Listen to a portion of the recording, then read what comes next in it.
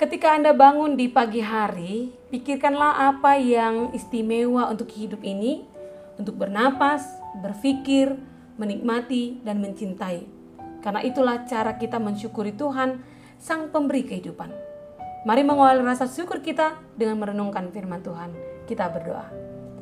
Damai sejahtera Allah yang melampaui segala akal, kiranya memelihara hati dan pikiran kamu sekalian, di dalam nama Tuhan Yesus Kristus. Amin. Jemaat yang terkasih, renungan harian HKBP Resort Sutoyo, Selasa 27 Juli 2021 tertulis di Matius 25 ayat 40, demikian dikatakan. Dan raja itu akan menjawab mereka, aku berkata kepadamu, sesungguhnya segala sesuatu yang kamu lakukan untuk salah seorang dari saudaraku yang paling hina ini, kamu telah melakukannya untuk aku. Di dalam bahasa Batak dikatakan, dungi alusan ni rajai manasida. Situtudo na hudokono tuhamu. Nasa nabinai muna tu sada sian anggiku akan name meton. Na tua udoi di baik kamu. Demikian firman Tuhan. Ada seorang ibu yang telah ditinggal mati oleh suaminya tanpa ada harta peninggalan. Malah sebaliknya dia harus menanggung hutang suaminya yang dipinjam dari rentenir. Selain harus merawat 2 orang anaknya yang masih kecil, dia juga harus merawat ibu mertuanya di rumah yang sudah pikun dan banyak nuntutnya. Suatu ketika setelah dia pulang melakukan pekerjaannya untuk menafkahi keluarganya, ia melihat mertuanya marah-marah tanpa alasan. Dalam lelahnya dia bertanya kepada mertuanya itu, apa yang paling diinginkannya? Mertuanya berkata, aku mau kakiku dicuci. Si ibu melihat kaki mertuanya sambil berkata, kakimu masih bersih, ibu. Mertuanya langsung jawab, itulah, setiap anakku tidak di rumah, kau tak pernah menuruti aku.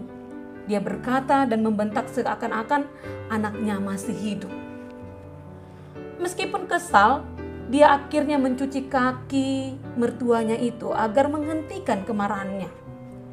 Meskipun diawali dengan rasa kesal, namun si ibu itu menjadikan mencuci kaki mertuanya menjadi rutinitasnya setiap hari yang dilakukannya sehabis pulang dari kerja. Dan mertuanya pun selalu menunggunya pulang untuk melakukan hal itu. Banyak tetangga yang melihat dan bertanya, kenapa dia harus melakukan itu?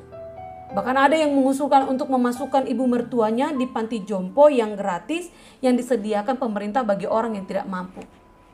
Ada juga yang mengatakan bahwa kau terlalu baik, suamimu meninggalkan beban bagimu.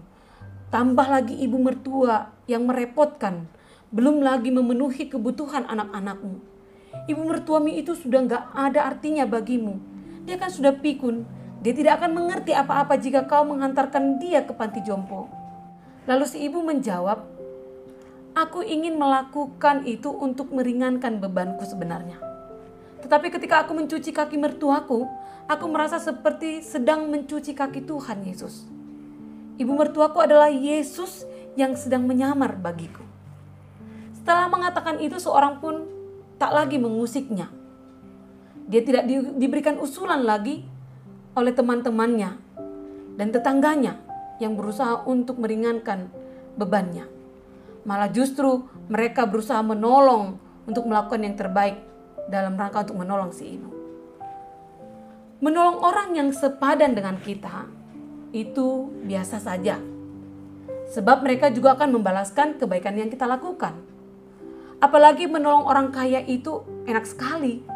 Karena mereka pun akan segera membalasnya, bahkan mungkin lebih dari apa yang kita perbuat. Tetapi menolong orang yang paling hina adalah perbuatan yang mulia. Menolong orang yang paling susah, orang yang miskin dan yang lainnya, itu adalah perbuatan yang mulia. Sebab mereka kesulitan membalas budi baik kita. Itulah yang mau dijelaskan oleh firman Tuhan hari ini.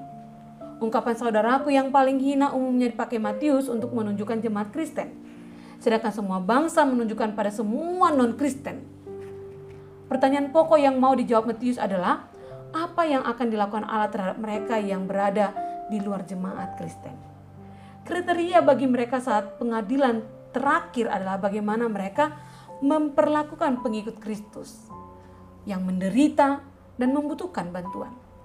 Khususnya para pengkhotbah atau misionaris yang berkeliling mewartakan Injil. Lebih lagi di sini Yesus menyamakan dirinya dengan mereka yang paling kecil. Dengan perumpamaan ini kita semua terhibur dan mendapat wawasan baru. Di dunia ini tidak semua orang membenci kita rupanya.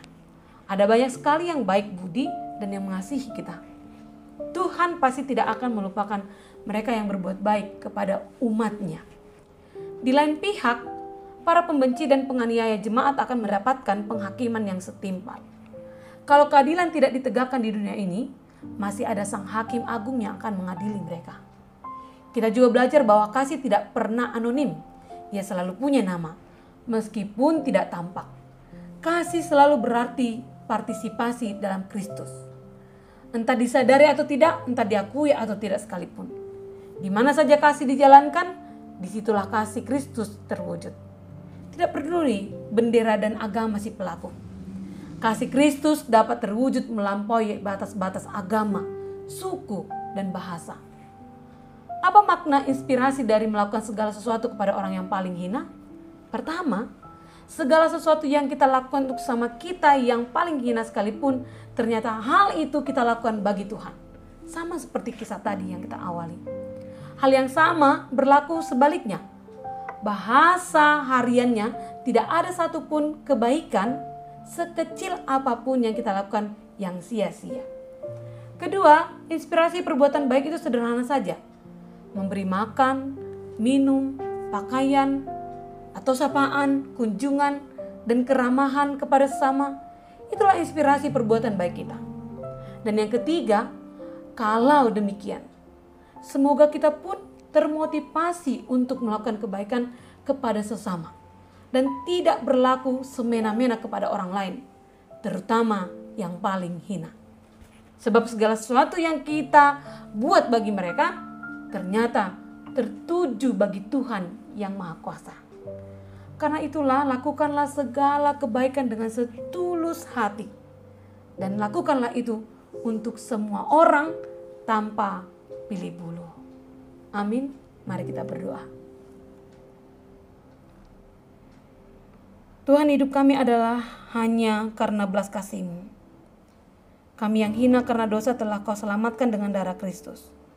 Maka ajarlah kami agar menghidupi kasih Kristus kepada siapapun, agar kami layak menjadi pemilik kerajaan-Mu kelak. Terima kasih Tuhan. Amin.